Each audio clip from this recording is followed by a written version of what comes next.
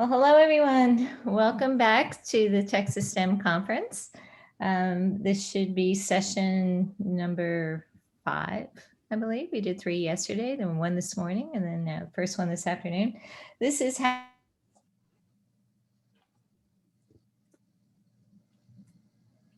Oh, I think she's cut out. I think so. Well, I'm going to take the baton from Linda. Thank you so much for coming. We're going to get started, but if you have some time, write us in the chat and let us know what your favorite game is. I'm always looking for new game recommendations, and during COVID, I've been playing a lot of Jackbox games, so always looking for new recommendations if you're joining us live.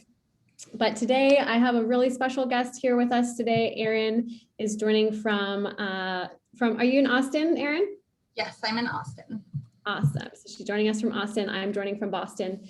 And we're here to talk about using STEM games to increase student engagement in your class. So my name is Lauren. I'm the marketing lead at Unruly Studios. We're the creators of Unruly Splats, which we'll be talking about a little bit later, but we're all about mixing STEM and play and making things super engaging for kids, letting them have fun and really lead their own learning. And Erin, I'll let you introduce yourself. All right, my name is Erin Shadwick. I'm a special education teacher at the Texas School for the Blind and Visually Impaired. I kind of got involved with the Splats team because I participated in a special education pilot program with them, trying it out in a different population and kind of brainstorming ways that it applies to my students. Awesome. So to get us kicked off, why don't you give us a little bit of context about your class and your students? Sure. So our classroom is set up, it's a self-contained classroom. I've got special education, it's high school level students. We use flexible seating depending on the activity. So for certain activities that are more explicit and just academic instruction focused, the kinds of things you kind of have to do, the more high demand activities, we do use desks. We also do that for the more complex building activities. So if we're building something that has a bunch of small pieces, we'll do that at a desk just to keep us organized. But for group lessons, we use generally like a TV or projector, or if it's a group lesson like Splats and more student-led activities, we use floor seating. You can see in the picture, we've got some little folding floor chairs. We've got beanbag chairs. Some people sit on the floor. I sit on the floor. At least 1 or 2 students are sitting on the floor. So that's kind of up to them. But we have the designated little space where we do those group activities. You notice the black tape on the ground. You'll see a little bit more about that later, but we've got a couple of little like robots we built that can follow lines. So that's what that tape is there for. And yeah, that's our classroom setup. And then my students, they all have some degree of visual impairment. They do all have some functional vision, so they're able to use their vision for some tasks. Some of them use assistive technology that you might see in some of the photos and videos, other than just glasses. Of course, several of them have glasses. And all of my students also have multiple disabilities, including things like autism, cerebral palsy, intellectual disability, deaf blindness, kind of a whole mix. And then some of our favorite STEM games and activities we've used have been Splats, that's a big hit in my classroom, and Botley, the coding robot, MBot, Connects, especially the Connects roller coaster setups. Those are really fun. Marble runs of all kinds, and gravity mazes, which are kind of like marble runs, except you have to kind of problem solve a little more. And then we've got a video actually of use of Botley with one of my students with deaf blindness. Awesome. Oops, 1 sec, I'm gonna exit out of here. And we'll watch the video. One sec. Starting at 1. You will hear background noise.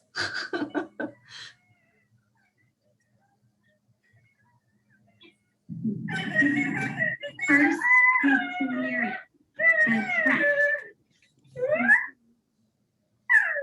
Can you hear the sound okay? Clear.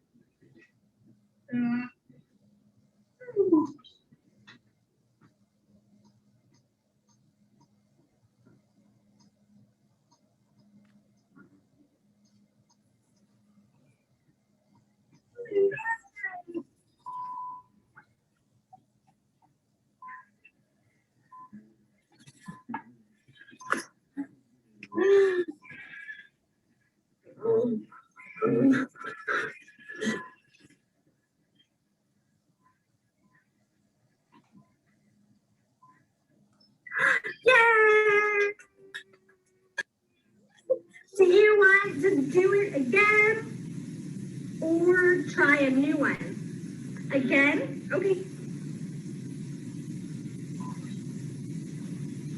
So that was one of my favorite videos because you can really see how engaged he was. I think we coded that thing probably at least 10 times. And after like the second or third time, he was doing it by memory, wasn't using the cards anymore. So that was really cool to see. There was also the communication aspect of, asking him, do you want to do it again? He didn't have a ton of expressive communication at the time. So getting him really engaged to express that was awesome. And then of course we labeled the little blocks we wanted it to go to with numbers, just to incorporate that math and number recognition. Awesome. And does it work how he was, I saw him using the controller, and so that's how he's able to move the is it an MBot? But that was the Botley. So yes, it's a really simple coding. The Botley has two different settings. It's got a line following setting, kind of for the more beginning tech gurus, and then it's got a simple coding. There's a new Botley that has a little bit more complex coding because it's got like slight right turns or like sharp right turns, but that one was the original. So it just has forward, right, left, backwards, but you have to type in the code for what you want it to do and then push go and see if it does what you want it to do. Awesome. That looks like a lot of fun. Mm-hmm. And so you made this slide, Erin, and I loved it, kind of talking about STEM in special education. Just quickly, why STEM in special education classes? Well, I go into that a little bit more later, but it's kind of one of those things where I think a lot of people think about STEM as being this high-tech program to help all students kind of get these jobs that exist now or don't even exist now in the tech field, because that is kind of where our future is going. But there's so much more that students can learn from STEM, and that's what I think is really important. So I made up this little acronym: social skills, teamwork, emotional regulation, and motivation. So that's a lot of what happens in my classroom. Awesome. And I know we're going to dig into that a little bit more next. All right. So what kind of class goals do you have, and how does that fit in with STEM? So I have, just as far as general classroom goals, the number one thing is to build meaningful and trusting relationships, because you really can't have a successful classroom without that. So when a student first enters our classroom, myself and my aides, our whole team, the number one goal is to get to know them. And that means not just their strengths and needs as far as what they know how to do and what they need to learn, but also their communication style. We have a lot of different communication styles in the classroom. Their preferred ways of learning. Like some of our students, the student in that Botley video actually has vestibular needs, so doesn't really have a sense of balance. So that's why you see I was seated behind him, and then he typically did a lot of his instruction in the beanbag chair where he has that extra support to feel safe and comfortable. So getting to know all of that sort of thing, likes and dislikes. And yeah, relationships are the number one goal, because if a student doesn't feel safe and doesn't feel comfortable, they're not going to fully learn anything that you teach them. Their brain is going to be elsewhere on trying to feel safe and comfortable. And I think it's a really important note to know that sometimes you do have to abandon your specific instructional objective, especially in the beginning, to really build that sort of relationship with your student, because there's plenty of time for teaching, and it's going to be more successful if you've got that like strong relationship in the background. And then obviously making learning fun. Again, you're going to get a lot more student buy-in when they're having fun. They're going to participate a lot better, be more focused, demonstrate skills that they might not otherwise want to demonstrate. Let's see. Yeah, I've had a lot of students in the past that were super resistant to things. In my personal experience, it's things like reading Braille. I've had some that do not want to read Braille. And a lot of that, at least with regards to those students, is it's something that's been taught to them over and over and over again in a really explicit, rigid way. And it's something that they struggle with. So, if you think about how frustrating it would be to struggle with writing in cursive, but then being sat down and just told to do it over and over and over again and still struggling with it, like I wouldn't ever want to write cursive again. And I'm guessing a lot of other people here wouldn't want to write in cursive again either. So it's kind of the same sort of situation with a lot of the students in my classroom. So STEM has been a great way to address those same skills that they're kind of afraid to do, but in like kind of sneaky ways, and trick them into learning them. And then on that note, STEM has been, it's absolutely perfect for my class. All of my students love it, but you know, there are a lot of different types of people out there with a lot of different interests. So not everyone is going to find the exact same thing fun. So that's important to keep in mind. Like a lot of the things you see here might not be a huge hit with all of your students because they might not enjoy that. I know Lauren and I were talking about how some students don't like STEM because they just want to be involved in sports and things like that. Whereas, you know, my students all love STEM. So they love doing those kinds of activities. Yeah, exactly. We had a PE teacher who told us that there's a lot of kids who might sit out on the sidelines, you know, because they don't want to like participate in the technology part. But if you incorporate that with a physical activity, then they're like super excited about it. So yeah, the combination is really great. And then I know, like, particularly in a special education setting, STEM activities are really, really great for building like true conceptual understanding of things, especially with regards to technology, because honestly, if you don't have the conceptual understanding, it might just seem like magic or something totally unattainable. So that is another big thing. And, you know, I kind of mentioned, but we're going to get to a video that shows this. I have a student that last week we built a robot that we can code later once we've got the app all set up. It's the MBot. So it's kind of like the Botly, but it's a little more complex. And he has some right side weakness. And so he's had IEP goals in the past addressing using both hands to work on tasks. He has typically been very resistant to it. He usually uses just his left hand and has a little like Hot Wheels car in his right hand that he just carries around with him and enjoys. But this was an instant. He was so excited about building this robot that you'll see in the video. I tell him like, it might work better if you use both hands. And he just like sets his car down and does it. So it's amazing. And I've never, ever seen, I really haven't ever seen him so engaged in a task and motivated and such a long task, really independent too. So here's that video and then I can say a little bit more about it. okay.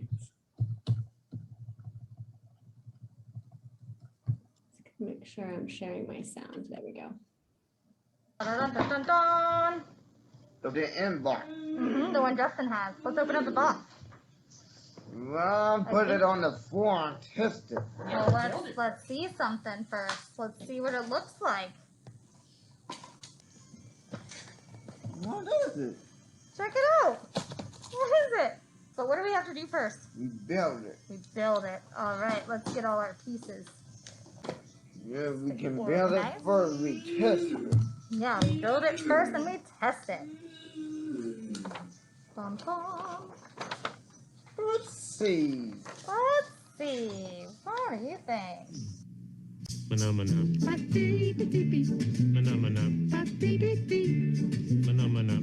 gonna get messy this time. You think it's gonna get messy? Maybe if you use your right hand to help feel it and then get it lined up. That's tough. Yeah, we need 4. Will you find me 4? 1, 2, 3, 4. Let's take a look. Is this 4? Yes. No. Nope. 4. 4. Thank you. We'll have to do 7. What comes after 7? 8. 8. Yep. Are you asking me how many steps there are? Yeah. There are 11. We'll have to do 11. We put it on the wire.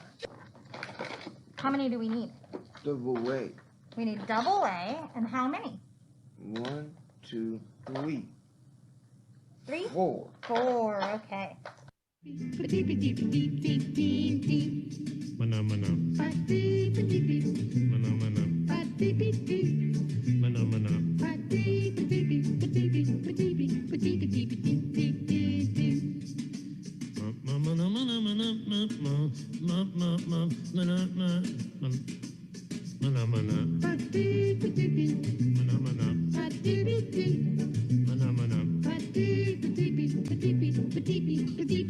One goes into number. Do you see the numbers on the top? Yeah. This is 4, 3, 2, 1. So this one goes in number 3. Which one's number 3? This. Yeah. Where's the number 3? There. Yep. You got it.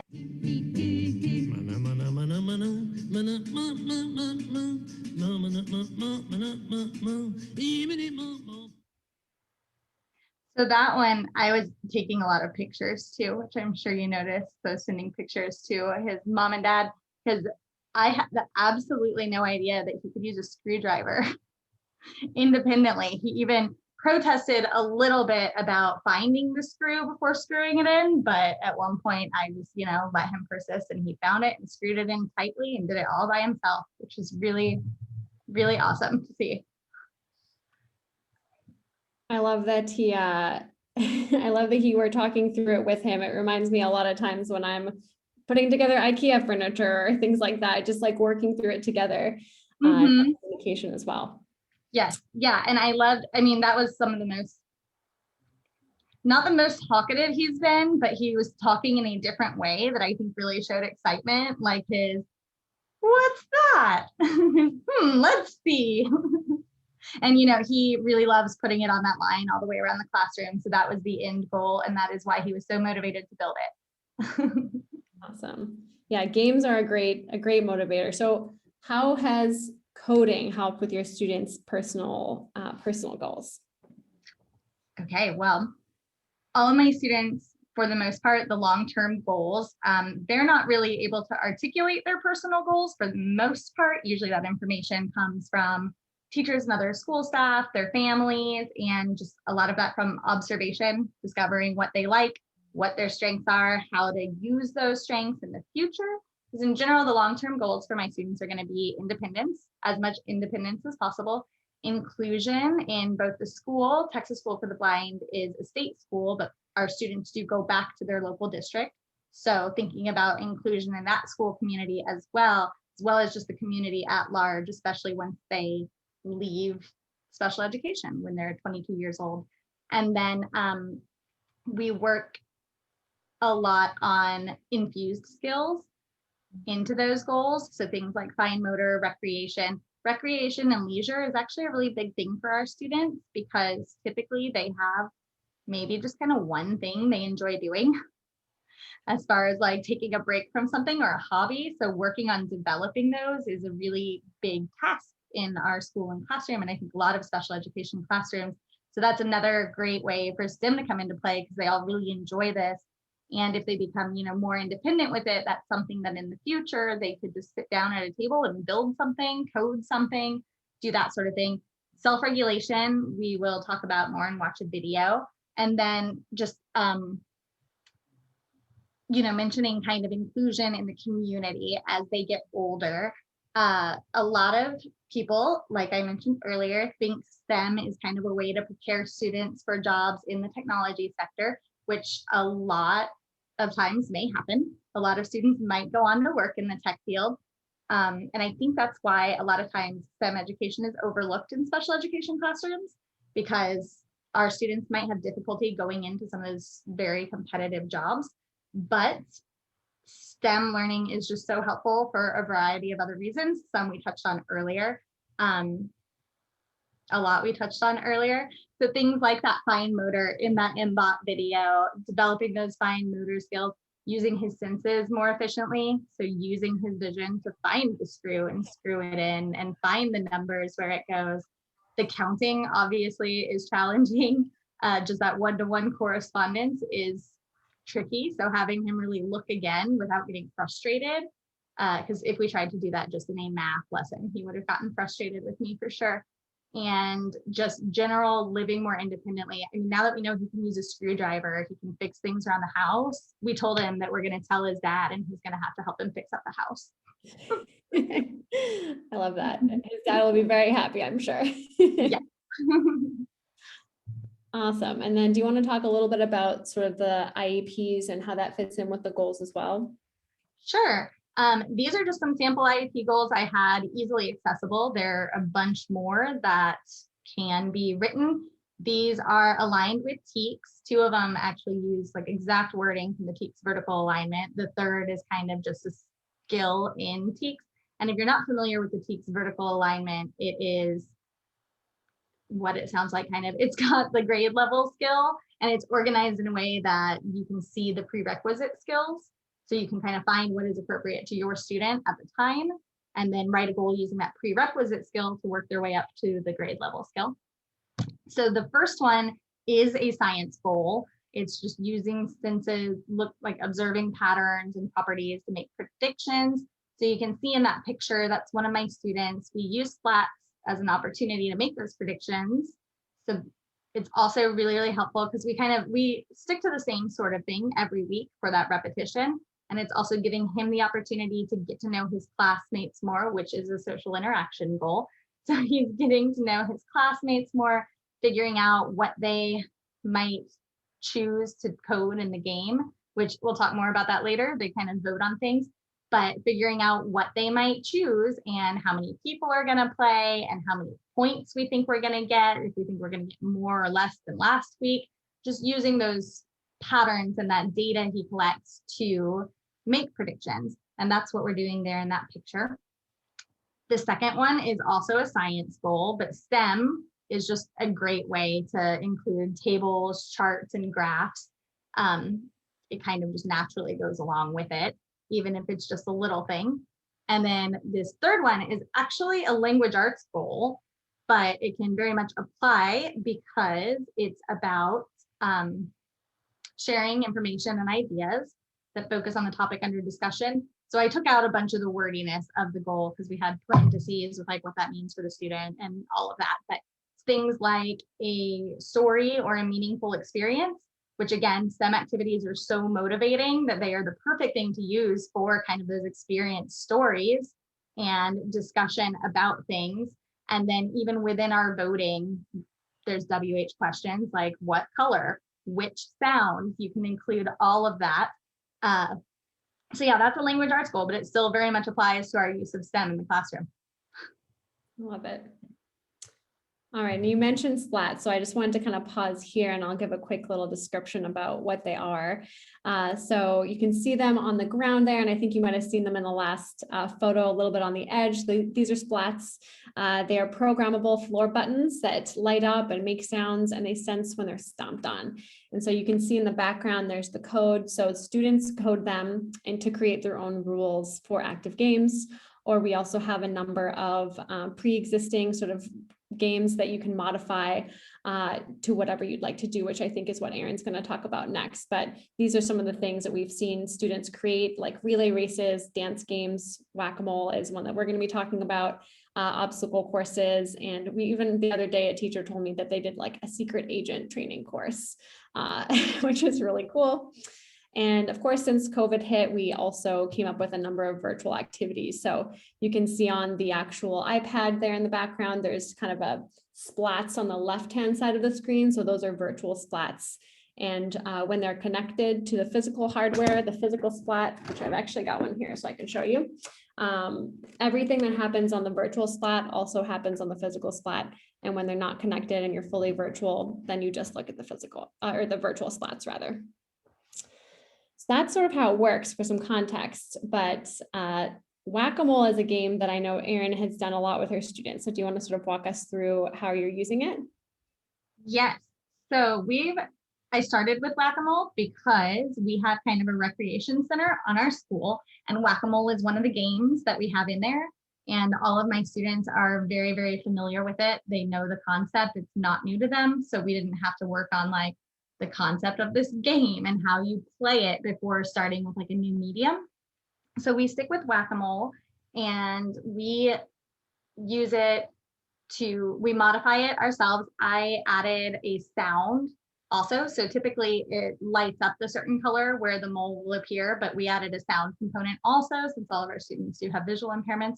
That way they can both hear it and see it.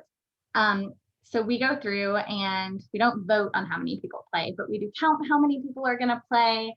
We do vote on how many moles are going to appear, so how long the game is going to last. And we vote on the color and the sound. And then in the past, I had it when it was brand new to my students, I had it to where it didn't deduct points if we just kind of hit it over and over. But now we've gotten to the point where we like get the game enough. It's not totally novel and exciting. So now we do have it where it deducts points if you hit it when you're not supposed to hit it. So that's been a fun thing too. And that has helped with a lot of things that you'll see later. But as of right now, I don't have students actually manipulating the iPad because iPads are huge motivators for them. They're very, very interested in them. So I think that would just kind of devolve into chaos. So for now, since we've got such limited choices too, I've made these little just laminated and Velcroed pictures of the coding parts. This is just the part we use, like that we change in the game. It's not the entire game because again, that would be a lot of visual clutter and just a lot of information that could be overwhelming. So I really pared it down to like, here's what we're using. And then I've got the little clipboard with the 2 choices. They all vote, and we actually had to work really hard on like the concept of voting too. So that's another thing, even in special education classrooms, students are exposed to voting, but it's not really explained. The teacher might like ask a question, but then they'll say like, oh, this one won, okay. So we really went in like depth into what does winning a vote mean. So that's really cool, they're getting that. And working also on like what happens when their choice doesn't win. Because again, I think they've been in so many one-on-one situations where they get to make choices. And obviously if it's one-on-one, they get their choice. So working on voting, and if your classmates choose something else, then that's what we're going with. And right now we've still just got it on the 2 choices. Eventually we can expand that to be more choices. And you can see in the bottom right, I do have a student, I started at least like modeling the coding on the iPad so that eventually that's something that at least that student can take over. You know, they're all kind of at different levels of how ready they are for coding and in what way STEM is benefiting them. They're all getting different benefits from it. And he is one that kind of has more of the technological skill set right now to actually code things and change things. In fact, I was telling Lauren that the other day, one of his classmates' iPads somehow got put on black and white. There was no color, it was just black and white. And several staff members tried to look at it and we're not able to figure out, you know, we went to like display and brightness. We went to all the places you would think it would be. I think I even looked in accessibility, but I didn't see it. So I didn't know. So I took it over to this student and asked him if he could fix it. And he did it in like less than 30 seconds. So he actually knows a lot more about like the iDevice technology than I do. So I've started modeling that with him and some of the other students. I've had them, you know, one of the other students hooked up all the splats with the Bluetooth the other day, and the other student hit run. So they're all participating a little more with the iPad now, introducing it slowly. But otherwise, they have been taking the choice off of the clipboard and putting it on the correct Velcro. So we've been really drawing attention to like set number of splats to, all right, there are 6 people playing, grab the 6 and plug it in. So just kind of those prerequisite skills to using the app itself.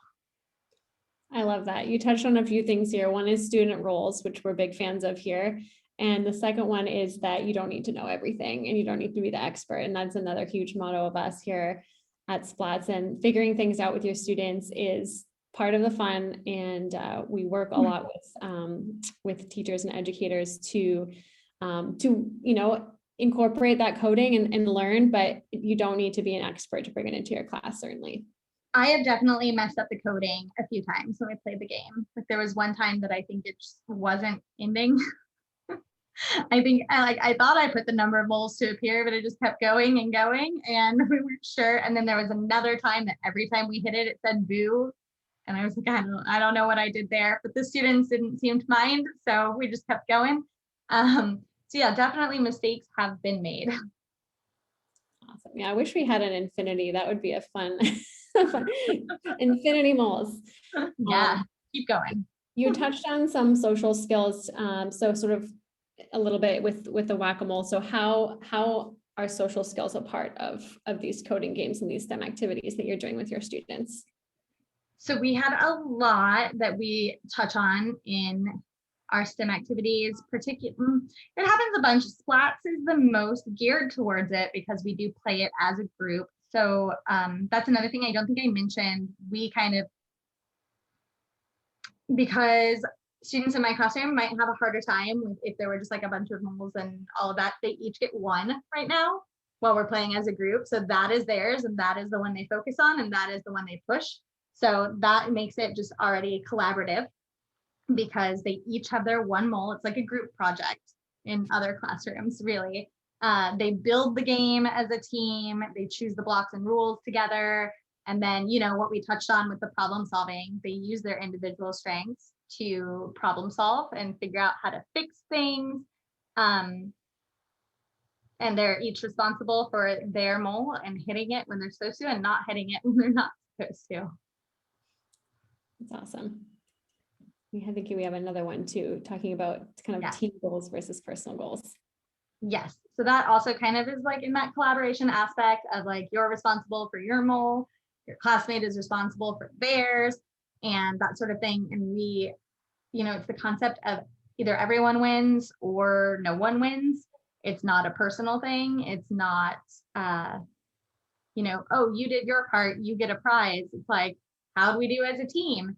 And that I think really spoke to me with group projects, because I think that, you know, all of us that have been in school have been in at least one group for a project where someone does not pull their weight, and it can be stressful, and you kind of have to learn to deal with that. So this is kind of the equivalent of that, but in a really fun way in the classroom. And then also just the aspect of taking turns, waiting until your specific spot lights up and makes a sound.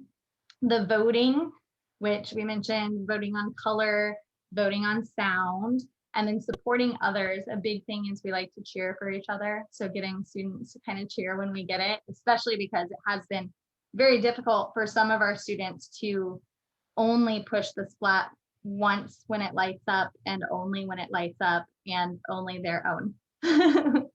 So we like to give praise for that, and we like when they cheer for each other. And we've got a video with this one which shows some of the voting process and the coding that I was talking about with the Velcro. Awesome. Move this guy out of the way. There we go. But over No. here. Ow, We're ow, putting it on ow. here. Sorry. So right here, Justin, number 6, grab that one. 6. Yeah, pick it up. And then we're gonna put it in number 1. Good. Way to go, Justin. Yes, you are. Last question. What sound are they gonna make? Car horn or laser? Car horn. Evan says car horn. Did you say laser, Justin? Oh, cow horn. Okay. Justin says car horn. Joshua. Car horn or laser?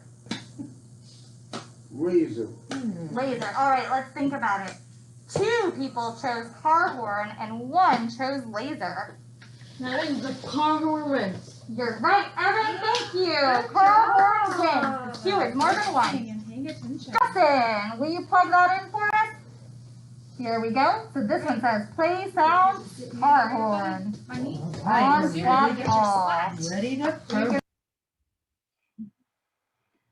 That was kind of our lead up to the game. So that's how it goes down. And I mean, I'm sure you noticed there were a lot of things going on in the background, but we try to just keep going. And once we get to the game part, everyone's honed in and focused on the game. And then speaking of all of the things going on in the background, that kind of brings us to our next slide.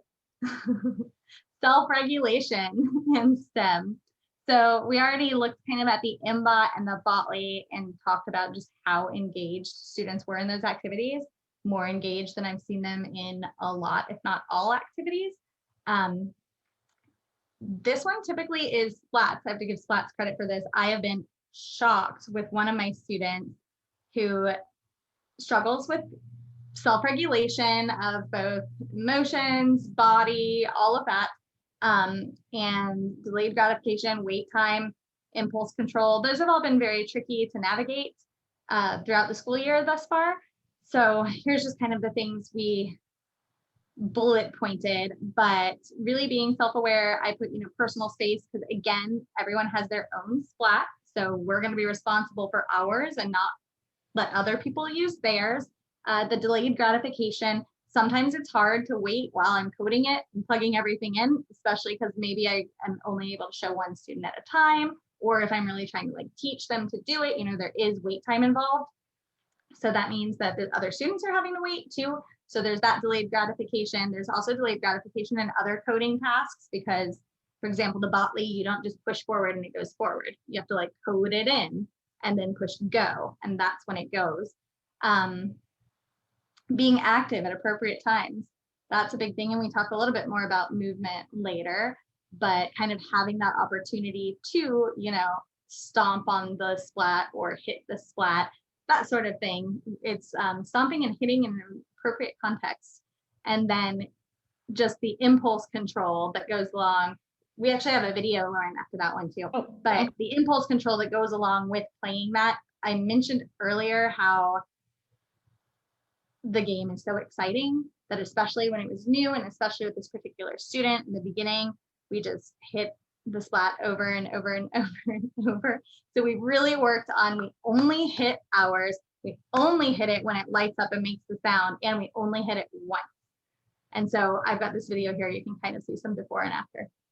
And this is just like a couple of months. So it's really cool. 2, 1.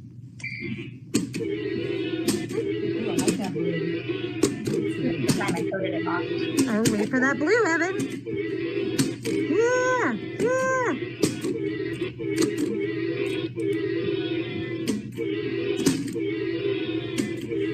What noise is this?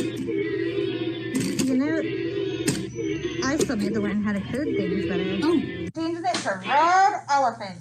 Hooray! Elephant! On On mark, get set, go! I'm sorry. Mark, wait, on your mark, get set, go! Go. Way to go, Justin. Yay, Whitney. I like the elephant sound. Yep. Way to go, Justin. That was fast. That's a good one. So good with the foot.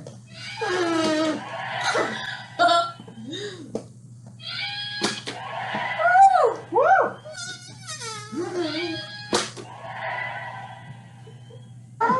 Where they got it?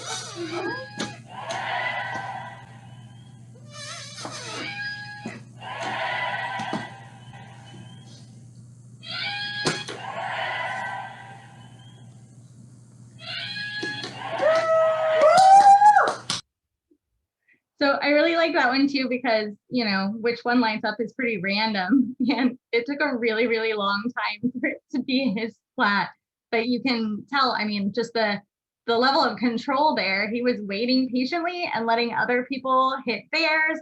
And I feel like you could really actually just see like his body kind of wanting to just like act on it. But he was like holding it in and he did it and he waited until it was his turn. It was great. He was so excited. So excited, yes.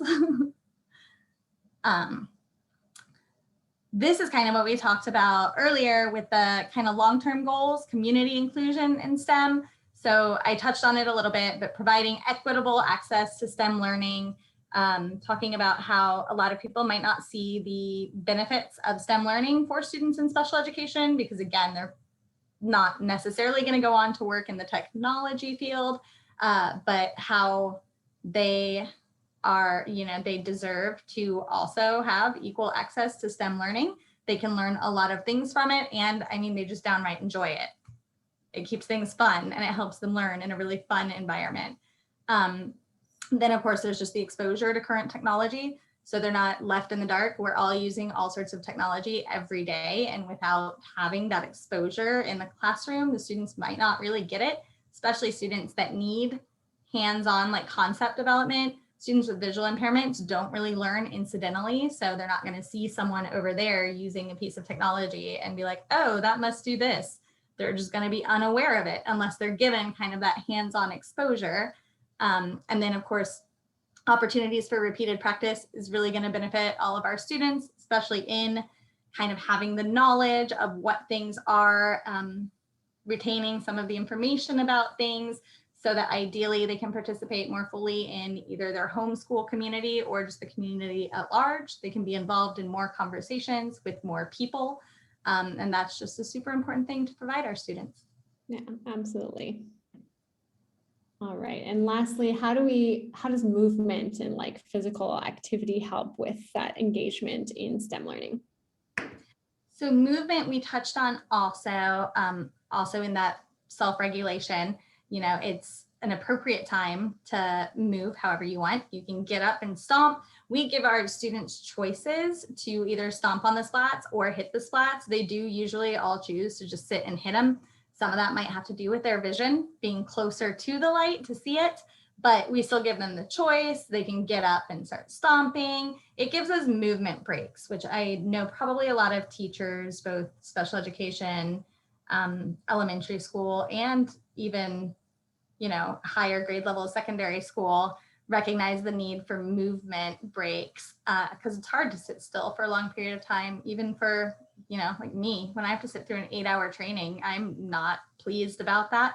So I like to have movement breaks too, even if it's just walking outside for a minute. And then other than just kind of those like body breaks to release excess energy and kind of reset and refocus, it also, like we mentioned previously, is kind of, it increases their motivation to develop their fine motor and gross motor skills. So it gives them a really fun way to work on those skills. Awesome. Now I know we're coming up against 3:30, so if anybody needs to hop off, that's totally fine. We're going to go maybe a minute or two over. We're almost finished. So if you can stay with us, please do. Awesome. I do know we've got one more little video we don't have to show, or we can just show a little second, because this is just kind of a note on assessment. Particularly in my classroom, students with visual impairments, we have to assess their functional use of vision and their best learning media, whether it's visual, auditory, or tactile. So as we were playing splats most recently, I realized that it's a great opportunity for me to kind of put a delay between the light and the sound, and then I'll really be able to tell if my student is using their auditory sense or their visual sense. So that's going to be huge for assessment for me, and I actually have one on that student coming up. So it's perfect timing for that. But you can also use it to gather, you know, non-visual and auditory information, fine motor, gross motor, math, that sort of thing. You can include all of that.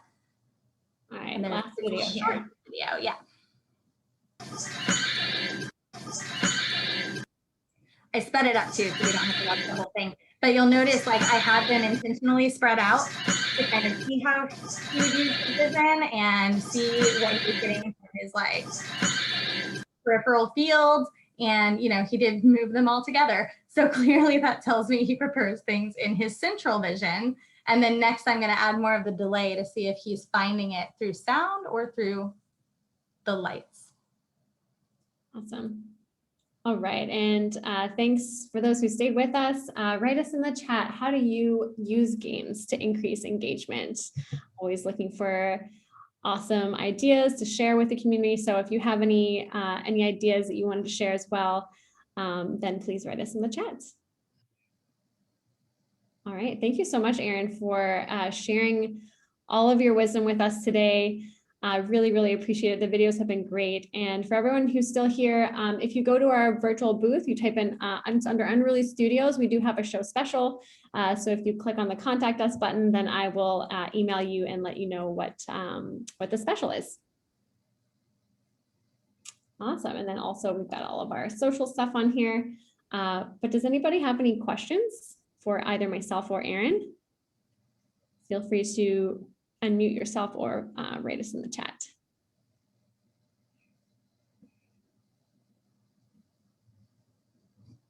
Awesome.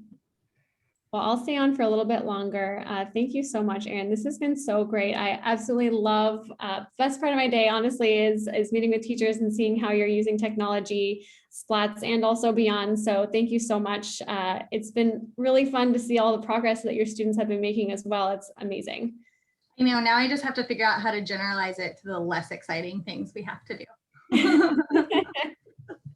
Yeah, exactly, like trigonometry or yeah, definitely things like that. If I can adapt it to our standardized testing, I would be so happy. Awesome. Well, Linda, I think that's everything on our end. Thank you so much for organizing this. This has been fun. Oh, well, thank you. And thanks for coming. Those videos were amazing. It's so great to get a little insight to the classroom like that and to see those kids progress like they did, where you had the one child that learned so much from the game. That was so helpful. And It was, yeah, it's honestly astounded me too. You learn so much so quickly. It's like a different student while we're playing that game. amazing. Thank you.